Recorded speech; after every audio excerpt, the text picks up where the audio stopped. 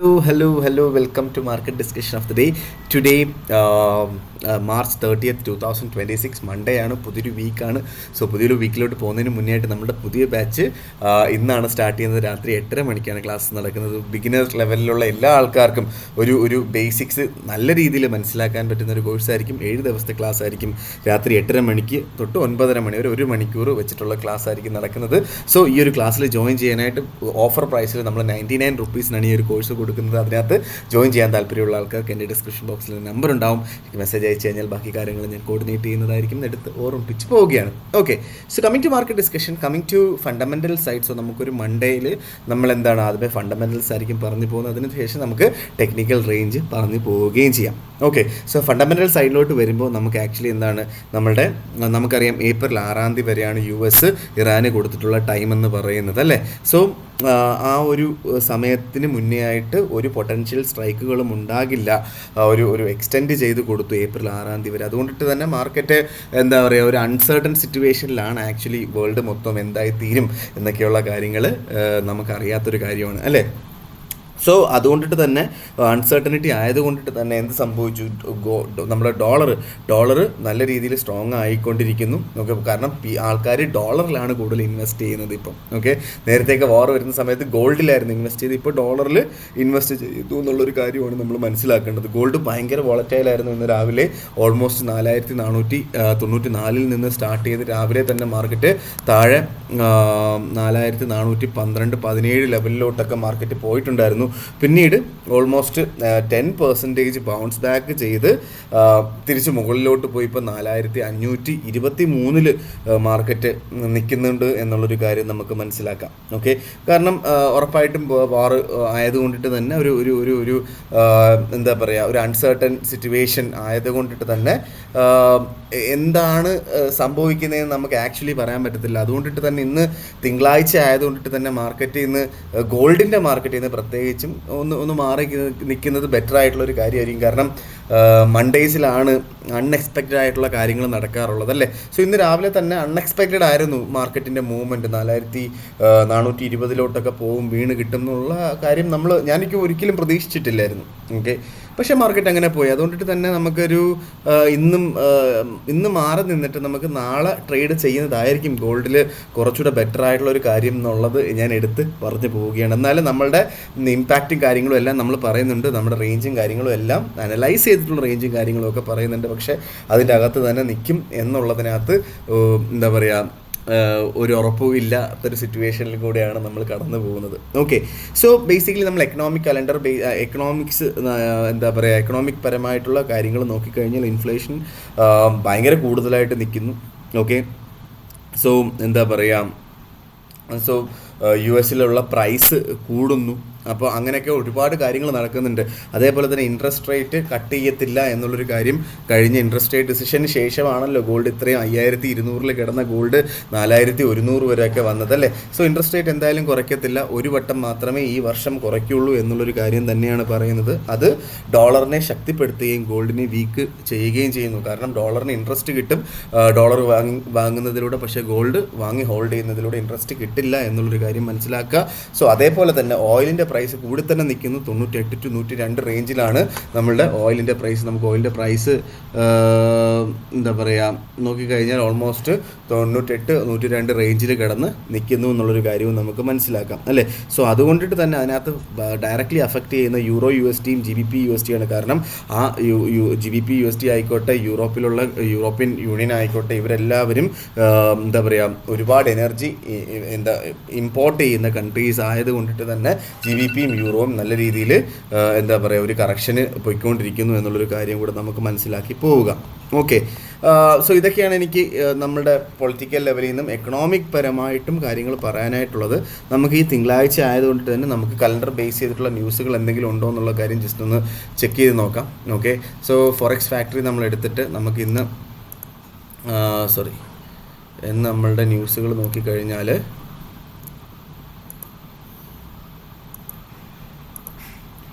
Okay, ഇന്ന് നമുക്ക് നോക്കിക്കഴിഞ്ഞാൽ എന്താ പറയുക, ഫെഡ് ചെയർ പവലിൻ്റെ സ്പീച്ച് ഉണ്ട്. 8 മണിക്ക് വളരെ വളരെ ഇമ്പോർട്ടൻ്റ് ആണ്. നമുക്കറിയാം ഇപ്പോൾ ഗോൾഡിൻ്റെ പ്രൈസ് ഓക്കെ, നമുക്ക് വോർ നടക്കുന്നു, അൺസർട്ടൺ ആണ്, അങ്ങോട്ടും ഇങ്ങോട്ടും ഒക്കെ പോകുന്നു, വോറും ഇതും തമ്മിൽ ഭയങ്കര കോറിലേഷൻ ഉണ്ട്.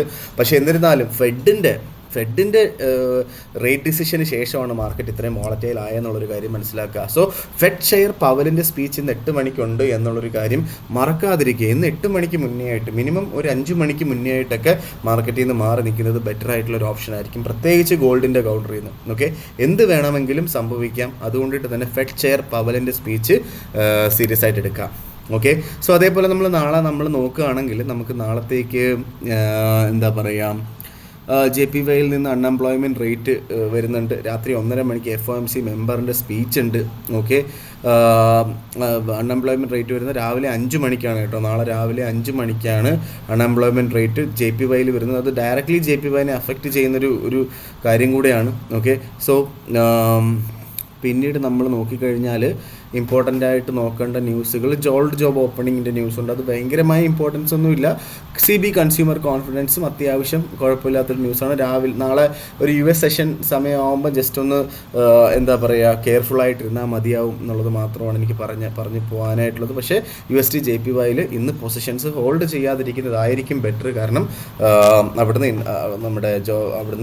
എന്താ പറയുക, നമ്മുടെ അൺഎംപ്ലോയ്മെൻറ്റ് റേറ്റിൻ്റെ ന്യൂസ് വരുന്നുണ്ട്. ഓക്കെ, സോ ഏപ്രിൽ 1-ാം തീയതി നമ്മൾ നോക്കിക്കഴിഞ്ഞാൽ അപ്പോഴും FOMC മെമ്പേഴ്സിൻ്റെ സ്പീച്ച് നടന്നുകൊണ്ടേ ഇരിക്കുന്നുണ്ട് കേട്ടോ. ഓക്കെ, സോ അതേപോലെ തന്നെ നമുക്ക് ഏപ്രിൽ 1-ാം തീയതി നമ്മൾ നോക്കുകയാണെങ്കിൽ എന്താ പറയുക, നമുക്ക് വൈകുന്നേരം 5:45 ADP നോൺ ഫാം എംപ്ലോയ്മെൻറ്റ് ചേഞ്ചിൻ്റെ ന്യൂസ് ഉണ്ട്. റീറ്റെയിൽ സെയിൽസ് ഉണ്ട്. 6 മണിക്ക് റീറ്റെയിൽ സെയിൽസ് ഉണ്ട് ബുധനാഴ്ച. സോ 6 മണിക്ക് റീറ്റെയിൽ സെയിൽസ് വളരെ ഇമ്പോർട്ടൻ്റ് ആണ്. പക്ഷേ നാളെ ഭയങ്കരമായി ഇമ്പോർട്ടൻ്റ് ഡേ ഒന്നും അല്ല കേട്ടോ. പക്ഷേ ഏപ്രിൽ 1-ാം തീയതി മറ്റന്നാൾ ബുധനാഴ്ച റീറ്റെയിൽ സെയിൽസിൻ്റെ ന്യൂസ് വരുന്നുണ്ട്. അതിന് മുന്നേ ആയിട്ട് മാറി നിൽക്കുന്നത് ബെറ്റർ ആയിട്ടുള്ളൊരു കാര്യമായിരിക്കും. കാരണം അതിനുശേഷം 7:30 മണിക്ക് ISM മാനുഫാക്ചറിങ് PMIയുടെ ന്യൂസും വരുന്നുണ്ട്. ഓക്കെ, ബെറ്റർ US സെഷന് ശേഷം ട്രേഡ് ചെയ്യാതിരിക്കുന്നത് തന്നെ ആയിരിക്കും ഈ ഒരു കാലഘട്ടത്തിൽ കേട്ടോ.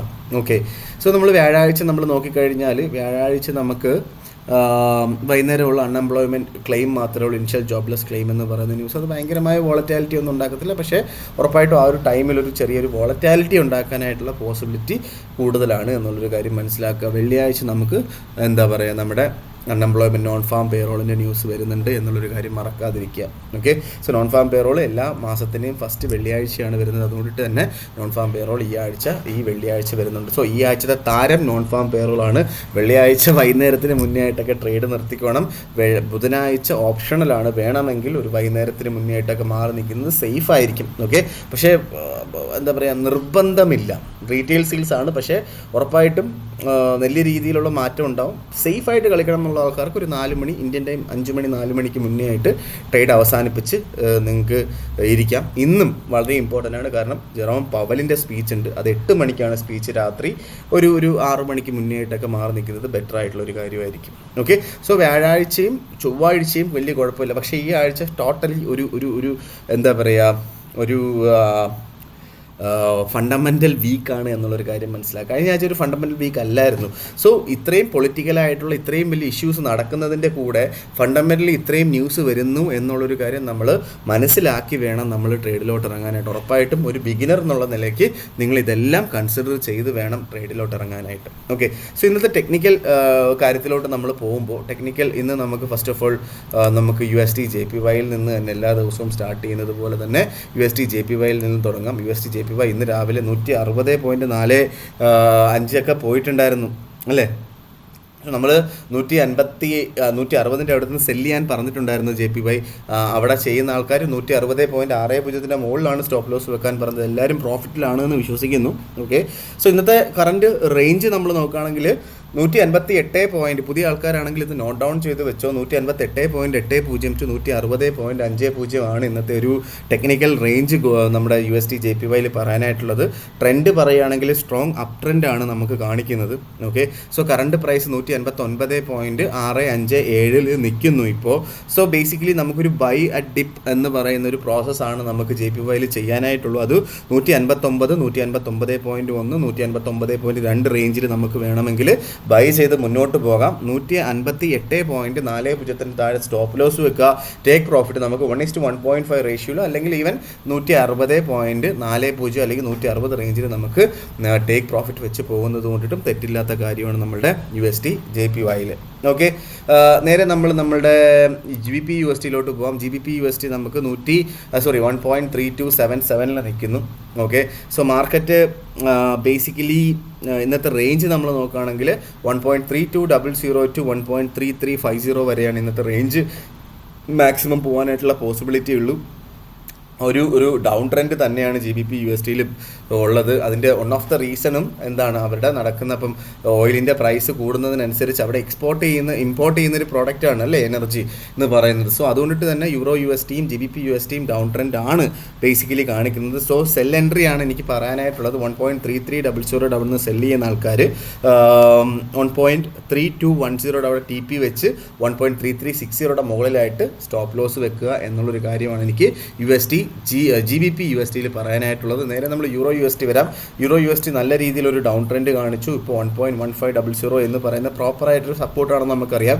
അവിടെ റെസിസ്റ്റ് ചെയ്ത് നിൽക്കുന്നു എന്നുള്ളൊരു കാര്യം നല്ലൊരു കാര്യം തന്നെയാണ്. ഓക്കെ, സോ കറണ്ട് പ്രൈസ് വന്നിട്ട് 1.509 1.1509 എന്ന് പറയുന്ന റേഞ്ചിൽ നിൽക്കുന്നു. ഓക്കെ, സോ ഇന്നത്തെ റേഞ്ച് നോക്കിക്കഴിഞ്ഞാൽ 1.1495 to 1.1575 എന്ന് പറയുന്ന റേഞ്ചാണ്. ഓക്കെ, സോ ബേസിക്കലി നമുക്കൊരു 1.15 ഈ ഒരു റേഞ്ചിൽ നിന്നൊക്കെ നമുക്ക് വേണമെങ്കിൽ ബൈ ചെയ്ത് മുന്നോട്ട് പോകുന്നതുകൊണ്ട് തെറ്റില്ലാത്ത കാര്യമാണ്. സ്റ്റോപ്പ് ലോസ് നമുക്ക് 1.1440 താഴെയായിട്ട് സ്റ്റോപ്പ് ലോസ് വെക്കണം. എന്താ പറയുക, പക്ഷേ നേരെ മറിച്ച് നമുക്കൊരു 1.1600 അവിടെ നിന്ന് നമുക്ക് സെല്ല് ചെയ്തുകൊണ്ട് സ്റ്റാർട്ട് ചെയ്യാം. സോ 1.1500 to 1.1600 ഒക്കെയാണ് ഇന്നത്തെ ഒരു റേഞ്ച് എന്നൊക്കെ നമ്മൾ പറഞ്ഞു കഴിഞ്ഞാൽ. സോ അവിടെ നമുക്ക് ഈസി ആയിട്ട് ചെയ്ത് പോവുകയും ചെയ്യാം. സ്റ്റോപ്പ് ലോസ് വെക്കണം. 1.1600 അവിടെ നിന്ന് സെല്ല് ചെയ്യുന്ന ആൾക്കാർ 1.1660 മുകളിലായിട്ട് സ്റ്റോപ്പ് ലോസ് വെക്കണം. 1.1500 അവിടെ നിന്ന് ബൈ ചെയ്യുന്ന ആൾക്കാർ 1.1440 താഴെയായിട്ട് സ്റ്റോപ്പ് ലോസ് വെക്കണം. അത് നിർബന്ധമായിട്ടും പാലിച്ച് പോവുകയും ചെയ്യണം. ഓക്കെ, സോ നേരെ നമ്മൾ ഗോൾഡിലോട്ട് വരാം. ഗോൾഡ് ഇപ്പോൾ കറൻ്റ്ലി 4526 നിൽക്കുന്നു. ഇന്ന് രാവിലെ താഴോട്ട് പോയപ്പോൾ 4417 വരെ മാർക്കറ്റ് പോയിട്ടുണ്ടായിരുന്നു. ഓക്കെ, സോ ഗോൾഡിൻ്റെ ഒരു കാര്യം നമ്മൾ നോക്കിക്കഴിഞ്ഞാൽ ഇന്നത്തെ ഒരു റേഞ്ച് നമ്മൾ നോക്കിക്കഴിഞ്ഞാൽ ബേസിക്കലി 4400 to 4533 റേഞ്ചിലാണ് ഇപ്പോഴത്തെ ഒരു റേഞ്ച് പറയുന്നത്. ഓക്കെ, ഒരു എന്താ പറയുക, ഒരു ബുള്ളിഷ് എന്നും പറയാൻ പറ്റില്ല, ഒരു ന്യൂട്രൽ കണ്ടീഷനിലാണ് ആക്ച്വലി ഗോൾഡ്. ഓക്കെ, നമുക്ക് സേഫ് ആയിട്ടുള്ള എൻട്രി ഒരു പുൾ ബാക്ക് കിട്ടി 4440 അടുത്ത് 4440 4450 റേഞ്ചിൽ നമുക്ക് ബൈ ചെയ്ത് മുന്നോട്ട് പോകും. സ്റ്റോപ്പ് ലോസ് 4405 താഴെയായിട്ട് വെക്കണം. ടേക്ക് പ്രോഫിറ്റ് 4530 അവിടെ നമുക്ക് ടേക്ക് പ്രോഫിറ്റ് എടുത്ത് പോവുകയും ചെയ്യാം. ഓക്കെ, സോ ബേസിക്കലി ഇതാണ് നമുക്ക് ഒരു എന്താ പറയുക നല്ല ഒരു ഓപ്പർച്യൂണിറ്റീസ് എന്ന് പറഞ്ഞു കഴിഞ്ഞാൽ. ഓക്കെ, ഒരു ബ്രേക്ക് ഔട്ട് 4533 മുകളിലായിട്ട് ബ്രേക്ക് ഔട്ടായി അവിടെ സസ്റ്റെയിൻ ചെയ്ത് നിന്ന് കഴിഞ്ഞാൽ അടുത്ത ടാർഗറ്റ് 4580 എന്നുള്ളൊരു കാര്യം മനസ്സിലാക്കി പോവുക എന്നുള്ളൊരു കാര്യം കൂടെയാണ് എനിക്ക് ഇന്നത്തെ ഈ ഒരു മാർക്കറ്റ് ഡിസ്കഷനിൽ പറഞ്ഞു പോകാനായിട്ടുള്ളത്. ഓക്കെ, അതിലും വളരെ ഇമ്പോർട്ടൻ്റ് ആയിട്ടുള്ളൊരു കാര്യം എന്താണെന്ന് വെച്ച് കഴിഞ്ഞാൽ നമ്മുടെ സ്റ്റാർ ട്രേഡർ എന്ന് പറയുന്ന നമ്മുടെ ബ്രോക്കറിൽ, ഓക്കെ, നമുക്കറിയാം നമ്മൾ സ്റ്റാർ ട്രേഡറിലാണ് നമ്മളുടെ അക്കൗണ്ട് ഉള്ളതെന്ന് അറിയാം അല്ലേ. സോ സ്റ്റാറിൽ എന്താ പറയുക, അവരുടെ ബോണസ് പ്രോഗ്രാം ഇന്ന് നമുക്ക് ഉടനെ തന്നെ, അതായത് ലാസ്റ്റ് കുറച്ച് ദിവസമാണ്, ലാസ്റ്റ് 2 ദിവസം കൂടെയാണ് സ്റ്റാറിൻ്റെ ബോണസ് ഉള്ളത്. ഓക്കെ, സോ അത് എന്താ പറയുക, നമ്മൾ നോക്കിക്കഴിഞ്ഞാൽ സ്റ്റാറിൻ്റെ അകത്തുള്ള റെഗുലേഷൻസ് നിങ്ങൾക്ക് നോക്കാം. എല്ലാ മേജർ റെഗുലേഷൻസും ഉള്ളൊരു ബ്രോക്കറാണ്. അതിൻ്റെ കൂടെ ഇൻഷുറൻസ് പ്രൊവൈഡ് ചെയ്യുന്നു. $100,000 വരെ ഇൻഷുറൻസ് പ്രൊവൈഡ് ചെയ്യുന്നുണ്ട്. പക്ഷേ അവരുടെ ബോണസ് പ്രോഗ്രാം ഇപ്പോൾ നടക്കുന്നുണ്ട്. 50+20 എന്നാണ് ആ ബോണസ് പ്രോഗ്രാമിൻ്റെ പേര്. അതായത് ഇന്ത്യൻ ക്ലയൻസ് ആണ് എങ്കിൽ, യൂറോപ്യൻ ക്ലയൻസ് അല്ല എങ്കിൽ നമുക്ക് $1500 50% ബോണസും ടോട്ടൽ എത്രയാണോ ഡെപ്പോസിറ്റ് ചെയ്യുന്നത് അപ്പോഴൊക്കെ 20% ബോണസ്, എപ്പോഴൊക്കെ ഡെപ്പോസിറ്റ് ചെയ്യുന്നു അപ്പോഴൊക്കെ 20% ബോണസ് കിട്ടുന്നൊരു പ്രോഗ്രാമാണിത്. യൂറോപ്യൻ ക്ലയൻസ് ആണ് എങ്കിൽ നിങ്ങൾക്ക് $1000 100% ബോണസ് വരെ കിട്ടും. അതേപോലെ തന്നെ എപ്പോഴൊക്കെ ഡെപ്പോസിറ്റ് ചെയ്യുന്നു അപ്പോഴൊക്കെ 20% ബോണസ് നിങ്ങൾക്ക് കിട്ടുകയും ചെയ്യും. ഓക്കെ, സോ ഈ സ്റ്റാർ ട്രേഡറിൽ നിങ്ങൾക്ക് അക്കൗണ്ട് സ്റ്റാർട്ട് ചെയ്യണം എന്നുണ്ടെങ്കിൽ, അതേപോലെ നമ്മുടെ സ്പോൺസർഷിപ്പ് ഒക്കെ നോക്കിക്കഴിഞ്ഞാൽ ഈവൻ നമ്മുടെ UAE ടീമിനെയൊക്കെ സ്പോൺസർ ചെയ്തിട്ടുള്ള കമ്പനിയാണ് NBA സ്പോൺസർ ചെയ്യുന്നുണ്ട്. സോ അങ്ങനെ ഭയങ്കര ഒരു അത്യാവശ്യം നല്ല ബാക്ക്ഗ്രൗണ്ട് ഉള്ളൊരു കമ്പനിയാണ്. നമുക്ക് ധൈര്യമായിട്ട് ഇൻവെസ്റ്റ് ചെയ്യുകയും ചെയ്യാം. അതുമാത്രമല്ല, നിങ്ങൾ എൻ്റെ ലിങ്ക് ഇതിനകത്ത് അക്കൗണ്ട് തുടങ്ങണം എന്നുള്ള ആൾക്കാർക്ക് അതിൻ്റെ ലിങ്ക് ഞാൻ ഡിസ്ക്രിപ്ഷൻ ബോക്സിൽ കൊടുത്തിട്ടുണ്ട്. സോ ആ ലിങ്ക് ത്രൂ നിങ്ങൾ ചെയ്ത് കഴിഞ്ഞാൽ ഉറപ്പായിട്ടും നിങ്ങൾക്ക് ഡയറക്റ്റ്ലി ഞാൻ നിങ്ങളുടെ ബിസിനസ് ഡെവലപ്മെൻറ്റ് മാനേജറായിട്ട് ആക്ട് ചെയ്യുകയും ചെയ്യും എന്ന് പറഞ്ഞുകൊണ്ട് ഇന്നത്തെ ദിവസത്തെ മാർക്കറ്റ് ഡിസ്കഷൻ ഞാൻ കൺക്ലൂഡ് ചെയ്യാണ്. മാർക്കറ്റ് ഡിസ്കഷനായിട്ട് നമ്മൾ നാളെ കാണുന്നത് വരെ എല്ലാവർക്കും ഗുഡ് ബൈ.